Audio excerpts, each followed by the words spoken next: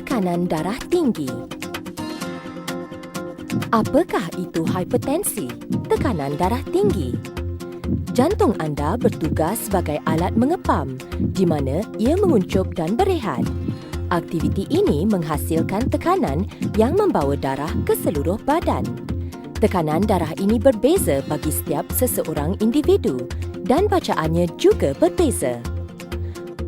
Faktor risiko yang menyebabkan hipertensi, tekanan darah tinggi adalah cara hidup tidak aktif, umur melebihi 35 tahun, merokok, kegemukan, paras kolesterol tinggi, sejarah keluarga, pengambilan alkohol yang berlebihan, pengambilan garam yang tinggi.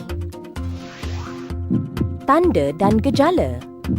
Pengidap tekanan darah tinggi kebanyakannya tidak mengalami sebarang gejala. Kadang-kala, seseorang itu hanya mengalami gejala yang tidak spesifik, seperti sakit kepala atau pening kepala. Sakit kepala boleh berlaku dalam kes hipertensi, tekanan darah tinggi. Selalunya, ianya berlaku di waktu pagi.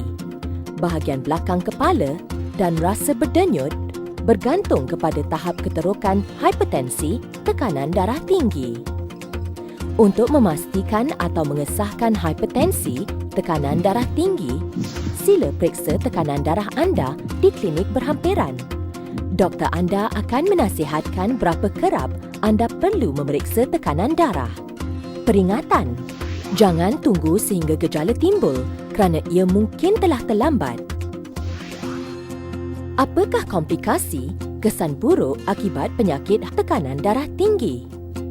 Tekanan darah yang tinggi akan mengakibatkan bebanan kepada organ-organ dalam badan dan boleh menyebabkan kerosakan.